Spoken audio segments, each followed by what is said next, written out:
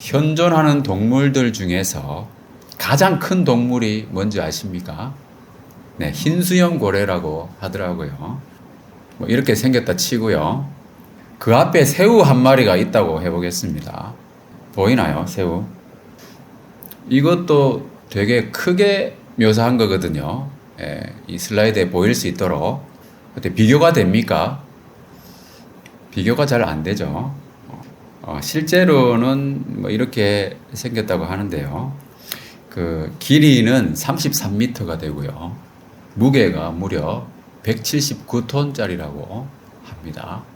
그리고 그에 비해서 가장 작은 물고기는 페도시프리스 프로제네티카라고 하는 이름은 아주 긴데 실제 길이는 7.9mm. 그러니까 이 그림에서 보시는 것처럼 이 조그만 관 속에 들어있는 약간 까만 부분 있잖아요. 그게 이 물고기의 길이거든요.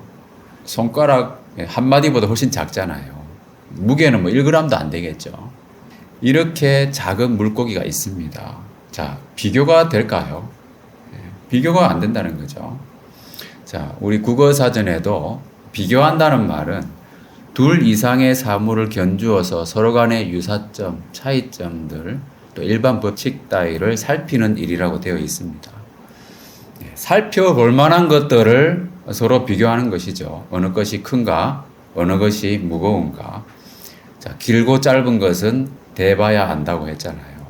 근데 여러분, 대볼 필요 있습니까? 필요가 없잖아요. 그죠?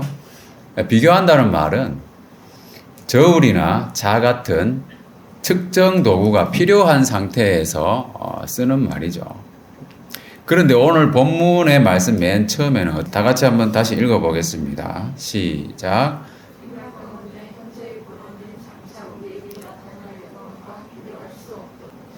자, 비교의 대상은 뭡니까? 이 말씀에서 이 말씀을 잘 살펴보면 비교의 대상이 현재의 고난과 미래의 영광이잖아요. 그렇죠? 자, 과연 이것을 비교할 수 있을까요? 이 말씀에는 비교할 수 없다고 되어 있잖아요. 자, 이 말씀대로 과연 비교할 수 있는지 없는지 한번 살펴보겠습니다. 우선, 자, 현재와 미래를 비교해 보겠습니다. 현재라고 하는 말은 과거, 현재, 미래 이 세 수로 구분되는 시간의 하나죠. 그런데 현재는 지금 이 순간을 말하는 겁니다. 말 그대로 순간이기 때문에 현재의 시간은 순식간에 과거의 시간이 되어버리잖아요. 그야말로 찰나의 시간을 말하는 겁니다. 아무도 그래서 현재를 특정할 수가 없는 거죠. 자, 초시계를 멈춰서 시계를 멈출 수는 있겠죠. 그렇지만은 시간 자체를 멈출 수는 없다는 거죠. 반면에 미래는 어떻습니까? 미래의 의미는 앞으로 올 때를 말하는 것이잖아요. 그런데 이 본문상에 나타나 있는 이 장차라고 하는 것은 역사의 종말 이후에 영원을 말하는 거죠. 끝없이 이어지는 무한한 시간입니다. 현재의 그 순간, 그것과 비교할 수 있을까요? 결코 비교할 수 없다는 거죠. 현재의 시간은 유한한 거잖아요. 유한성과 무한성의 관계이기 때문에 결코 비교할 수 없는 겁니다. 우리가 수학적으로는 비교한다고 할 때 보통 분수를 많이 쓰잖아요. 그래서 분모 분자의 관계에 있어 가지고 분모 분자의 값이 1보다 크면은 분자가 더 큰 것이고요. 1보다 작으면은 분모가 더 큰 거잖아요. 그런데 우리가 현재와 미래의 그 영혼을 비교해 봤을 때 하루 그거를 1로 본다면은, 그죠? 영혼은 무한대잖아요. 무한대분의 하루나, 무한대분의 1년 365일이나, 그 어떤 수를 갖다 붙인다 하더라도, 유한성과 무한성은 비교 자체가 안 되는 거예요. 결국 값은 0이라는 겁니다. 비교 불가한 것이죠. 그래서 우리를 위한 하나님의 선한 계획은 현재의 고난과 비교할 수 없는 미래의 영광이라는 겁니다. 자, 조금 전에 본 것처럼 시간적 차이에 있어서는 유한한 현재의 그 순간과 무한한 영원의 기간이죠. 비교할 수 없는, 그죠? 예, 비교 자체가 안 되잖아요. 그죠? 예. 자, 이 말씀에서 이번에는 경험 상태를 한번 비교해 보겠습니다.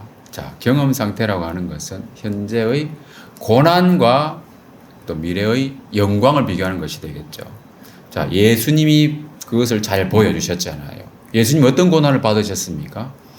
십자가의 죽음과 그 고난을 받으셨잖아요. 그리고 부활의 영광이었습니다. 그리고 영원히 죽지 않는 생명이었습니다. 자, 비교가 되겠습니까? 우리 인간이 자기 의로 아무리 노력을 한들, 아무리 옷을 빨아도 스스로 광채가 나는 옷이 되지는 않잖아요. 그러나 예수님의 옷을 입으면 어떻게 됩니까? 하나님의 의를 우리가 받아서 입으면은 빛나는, 스스로 광채가 나는 그 옷이 되는 거잖아요. 그 옷을 입고 우리가 하나님과 교제할 수 있다는 거예요. 우리 옷은 아무 쓸모가 없는 거죠. 그죠? 자기 의는 하나님과 교제하는 데 있어서 아무 쓸모가 없는 겁니다. 비교할 수 없는 것이다 하는 거죠. 어둠과 빛, 비교가 안 되잖아요.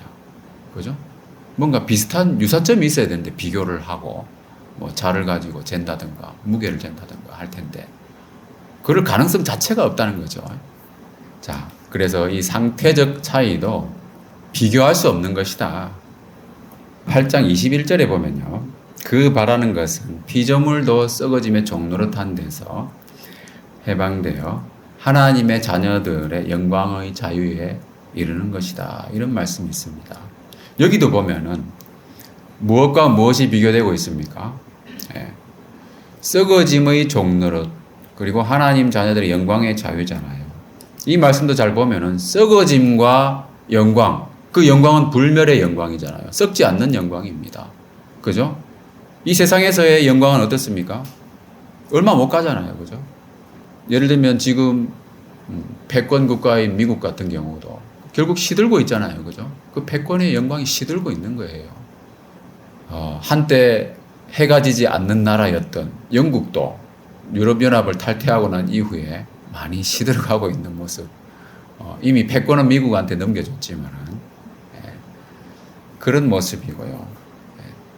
근데 우리가 나중에 누릴 영광은 어떤 영광인가? 의는 해와 같이 빛난다고 하신 말씀처럼 불멸의 영광이라는 겁니다. 그리고 상태적으로도 종노릇하고 있는 것과 하나님 자녀들의 자유, 그죠? 이게 대조가 되고 있잖아요. 극명하게 대조되고 있습니다. 이것은 비교의 대상이 아니라는 거죠. 너무 놀랍지 않습니까, 여러분? 하나님의 우리를 향하신 계획은 우리가 정말 깊이 묵상해 보면은 가슴 벅찬 그런 계획이라고 하는 거죠. 너무 놀라운 것을 우리에게 약속하셨어요. 우리가 이것을 감당할 수 있을지 모르겠어요. 그죠? 하나님의 의를 덧입기 때문에 가능한 거잖아요. 자, 고린도후서 말씀에도 보면은 다 같이 한번 읽어보겠습니다. 시작. 지극히 크고 영원한 영광에 중요한 것을 우리에게 얘기합니다. 자, 이 말씀에도 보면은 시간적으로 잠시라는 말과 영원을 이야기하고 있잖아요. 비교가 안 된다고 얘기했죠. 그리고 상태적으로도 환난과 영광을 비교하고 있습니다. 이것도 비교 안 되잖아요. 그죠? 순간 영원 그리고 환난과 영광은 완전히 극명하게 엇갈리는 것이니까요. 그리고 크기와 중량감에 있어서도 경한 것과 지극히 크고 중한 것이다. 이렇게 되어 있습니다. 여러분, 이런 말씀을 통해서 우리가 겪는 이 어려움 정말 아무것도 아니라는 걸 여러분들 분명히 아시길 바랍니다. 여러분들 각자에게 다 어려움이 있잖아요. 나중에 우리에게 하나님께서 주실 그 영광은 너무나도 크고 놀라운 거예요. 그것은 예수님이 십자가에서 피 흘려 죽으신 그 희생 때문에 우리가 거저 얻는 것이라는 거죠. 너무 감사한 거라는 겁니다. 자, 비교가 안 된다고 하는 거 우리가 이 말씀과 같이 정말 비교할 수 없도다 하는 그 말씀입니다.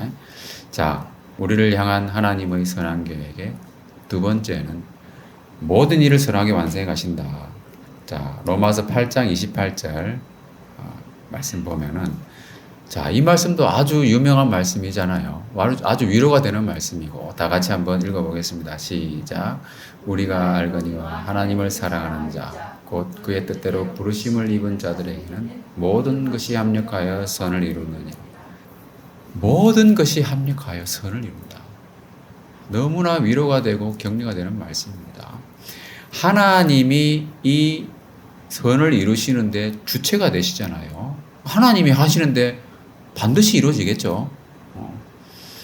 학업이든 직장인이든 무엇이든지 간에 현재는 어떻습니까? 정말 눈에 보이는 성과가 없어서 실망이 되기도 하고요.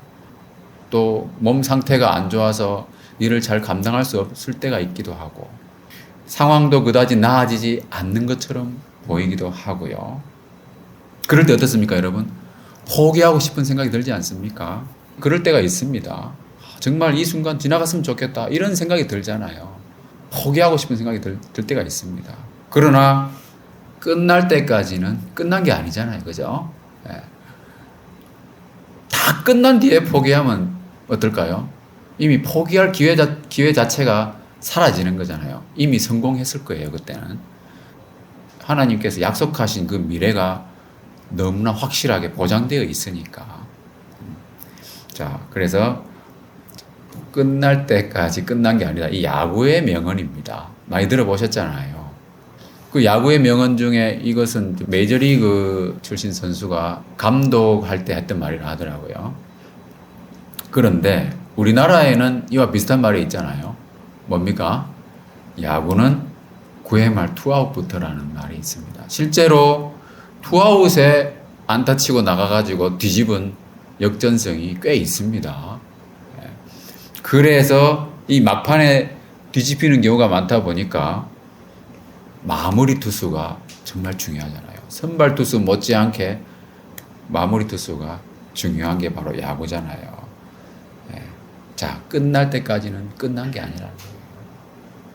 과연 우리가 그러면 이 마지막 최종 상태를 정말 영광스러운 것으로 우리 확신할 수 있습니까? 약속이 있잖아요. 그렇죠?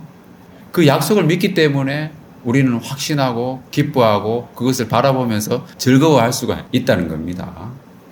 자, 그 모든 것이 합력하여 선을 이루신다고 하는 것, 그 약속을 내 것으로 만들어야 되겠죠.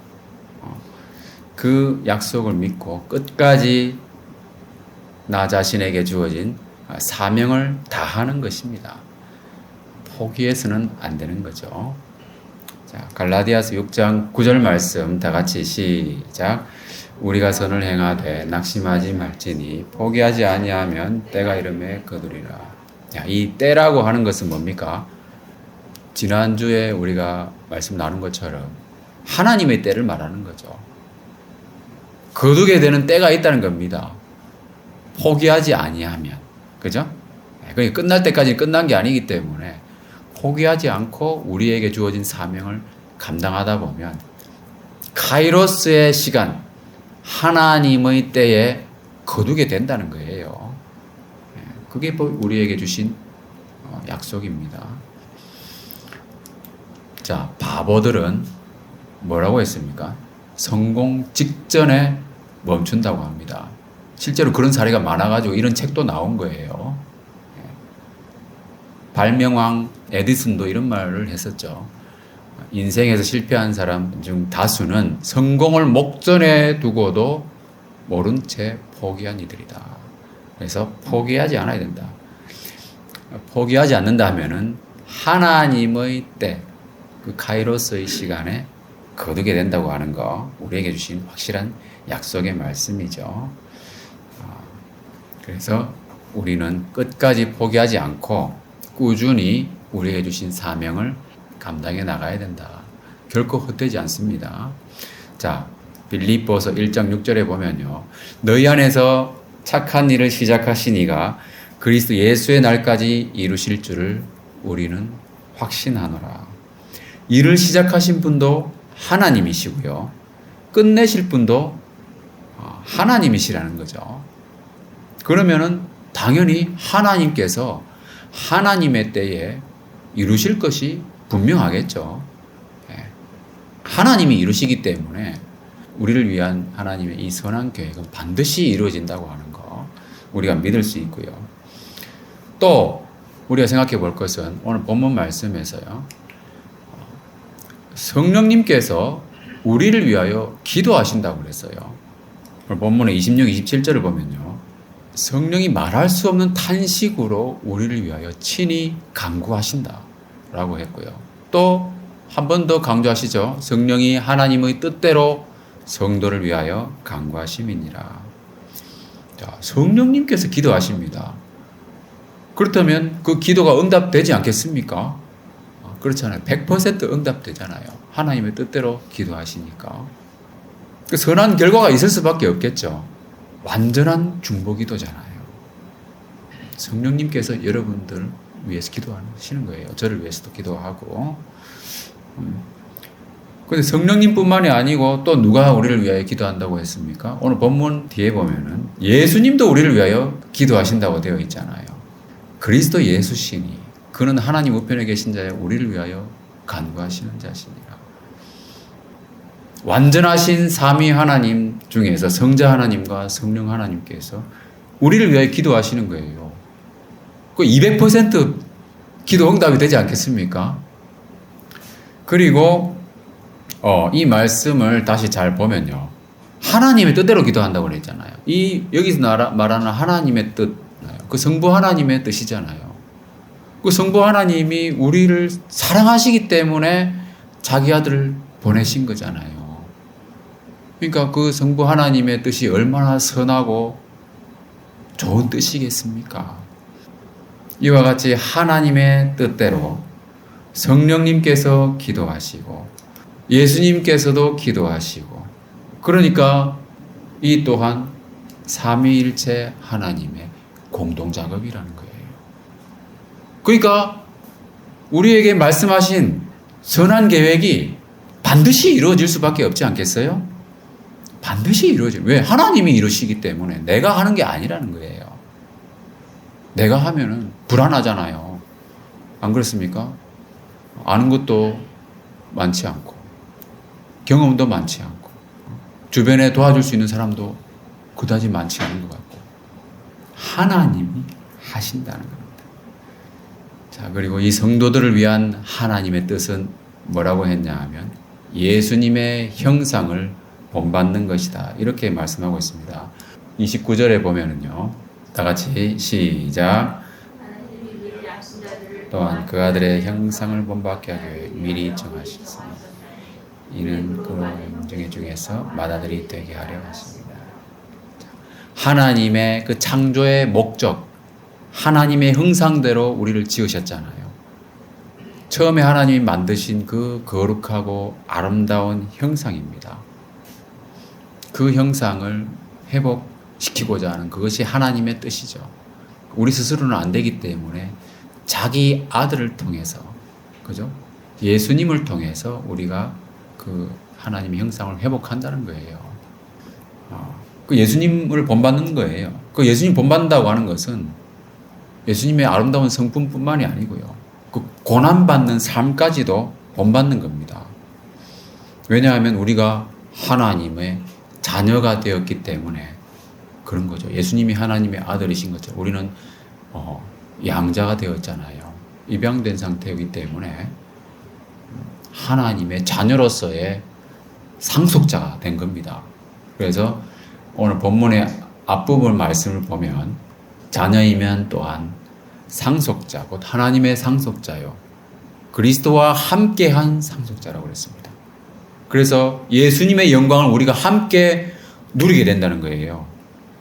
그러기 위해서 고난도 함께 받아야 되는 것이죠. 예수님을 본받는다고 하는 것이 영광만 슬쩍 받는 것이 아니고요. 고난도 함께 받는 거예요. 우리의 믿음의 성장과 성숙을 위해서는 고난은 반드시 있는 거예요. 이 말씀에 제가 정말 감동을 해가지고, 하여튼 로마서 8장 말씀은 너무나도 감동을 많이 한 말씀들이 많이 있는데, 특히 이 말씀도 너무나도 위대한 말씀이에요. 여러분들이 계속 반복해서 로마서 8장 말씀을 이렇게 읽고 묵상하다 보면 한 구절 한 구절이 탁탁 여러분들의 심령에 부딪히는 것을 경험하실 수가 있을 겁니다. 여러분도 그런 경험을 반드시 해보시길 바라고요. 우리의 신앙생활에 고난은 반드시 있다고 하는 거 꼭 기억하시고요. 그리고 동시에 우리가 기억할 것은 비교할 수 없는 영광이 기다리고 있다고 하는 거. 그죠? 자, 그래서 오늘 본문 말씀에도 보면은 22절에 이 고난에 대해서 피조물들도 다 탄식하면서 함께 고통을 겪고 있다고 하는 겁니다. 아담으로부터 하나님을 버렸잖아요. 반역을 했잖아요. 저주를 받았잖아요. 그래 땅도 함께 썩어짐의 종노릇을 하고 있는 겁니다. 고난은 있을 수밖에 없다는 겁니다. 그렇지만은 우리가 하나님의 형상을 회복한다면 다시 피조물도 하나님의 아들들의 영광의 자유에 이르게 되는 거잖아요. 그래서 피조물이 고대하는 바는 하나님의 아들들이 나타나는 것이다 그랬어요. 우리 인간이 타락해가지고 다스리는 권세를 사단에게 넘겨줬잖아요. 그죠? 사탄이 다스리고 있는 거예요. 그러니까 이 세상이 얼마나 부패하고 그 다스림을 받는 피조물들이 고생을 하고 있습니까?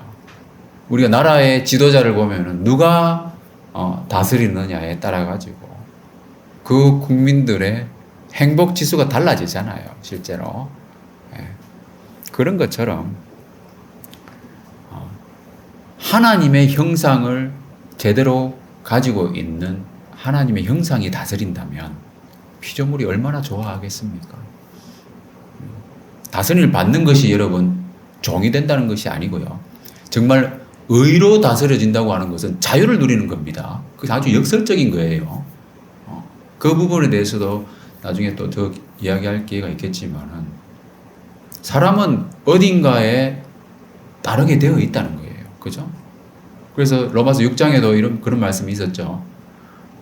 죄의 종이냐, 순종의 종이냐의 차이이지 모든 사람이 어떤 대상에 순종해 가고 있다는 거예요. 그죠? 그런데 의의 종이 되어야 되겠죠. 그것은 자유를 말하는 겁니다. 이것이 바로 하나님의 선하신 뜻이며 계획입니다. 그래서 이 말씀을 다시 보면 모든 것이 합력하여 선을 이루는 그 대상은 바로 하나님을 사랑하는 자들을 위한 것이죠. 이 말씀은 궁극적으로는 모든 거듭난 그리스도인들을 말하는 겁니다. 그런데 우리가 우리 삶에 적용하는 의미에서 생각해 본다면은 이 하나님께서 선을 이루는 이 선하신 일들, 그 역사를 경험하기 위해서는 우리가 하나님을 정말 사랑해야 된다는 거예요. 우리 삶 속에서. 너희 모든 일을 사랑으로 행하라는 말씀이 있잖아요. 그래서 하나님을 사랑하고 또 이 말씀에 나와 있는 것처럼 하나님의 부르심을 깨닫고 그 부르심의 사명대로 살아가야 된다는 거예요.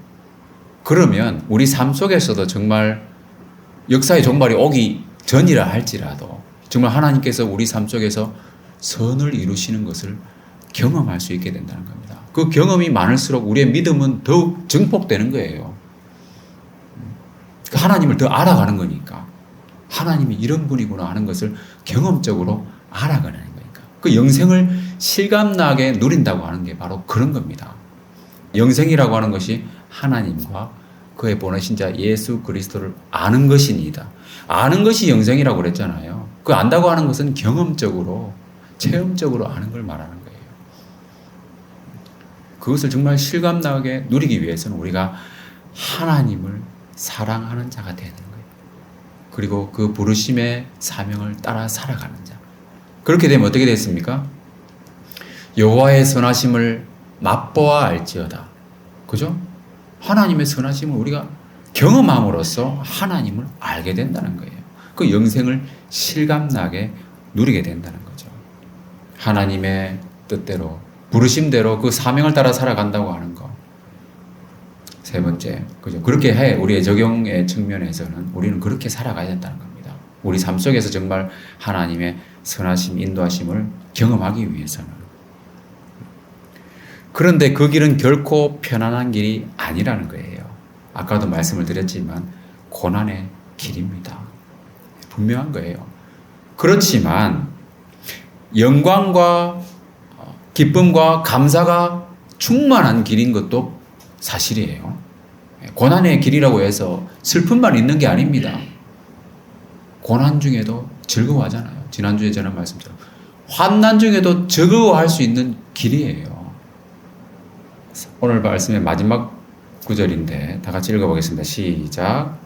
또 미리 정하신 그들을 또한 부르시고 부르신 그들을 또한 외롭다 하시고 의롭다 하신 그들을 또한 영화롭게 하십니다.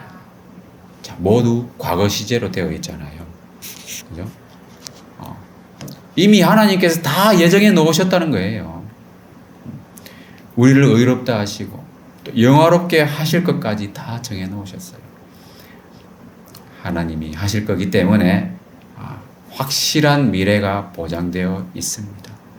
우리가 한 일은 아무것도 없잖아요. 그죠? 하나님과의 그 사귐에 가입하기 위해서 우리 옷을 들고 갈 수 있겠어요? 빛이 안 나잖아요. 예수 그리스도로 옷 입고 가는 겁니다. 그 빛난 영광의 옷을 입고 가는 거예요. 그게 바로 하나님의 의라고 하는 겁니다. 여러분. 참 묵상할 게 많지 않습니까? 자, 그래서 오직 그리스도께서 우리를 위하여 죽으시고 부활하신 그 놀라운 구속사역 때문에 우리가 한 일은 아무것도 없지만 우리는 그리스도께 속한 자가 되었고요.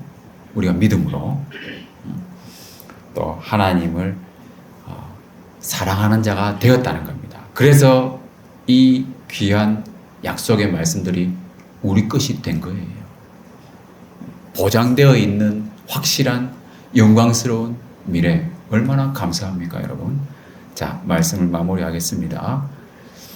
자, T.S. 엘리어트라고 하는 시인이 있었는데 미국계 영국인인데 아주 멋있는 말들을 많이 했었어요, 이 사람이. 근데 이런 말도 했습니다. 다 같이 한번 읽어보겠습니다. 시작.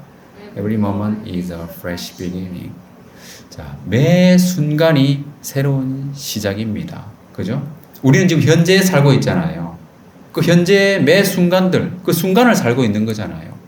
그것은 지금까지 아무도 가보지 못한, 그죠? 새로운 길이기도 하고, 시작이기도 한 거예요. 그래서 우리는 현재를 충실하게 살아야 되는데요. 항상 이 새로운 시작을 주신 하나님께 감사하는 마음으로 살아야 되겠죠. 그런데 아까도 말씀을 드렸지만 이 현재의 시간들은 고난의 시간입니다. 그죠? 그 고난의 시간들을 극복하면서 즐겁게 보낼 수 있는 길은 뭔가? 유한한 현재의 시간, 그 순간, 그리고 영원한 무한한 그 미래의 기간, 그걸 생각하는 거죠. 그리고 하나님이 약속하신 그 영광스러운 미래를 우리가 기억하면서 살아가는 겁니다. 그게 바로 소망이잖아요. 자, 마지막으로 이 말씀 읽어보겠습니다. 시작. 우리가 소망으로 구원을 얻었음에 보이는 소망이 소망이 아니니 보는 것을 누가 바라리요. 만일 우리가 보지 못하는 것을 바라면 참음으로 기다릴지니라. 자, 지금 현재는 눈으로 보지 못하는 것을 우리는 바라보고 있습니다. 믿음의 눈으로 보고 바라는 거잖아요. 소망 가운데. 그래서 너무도 확실한 하나님의 계획 안에 우리가 살고 있다고 하는 거, 그것을 기억해야 됩니다.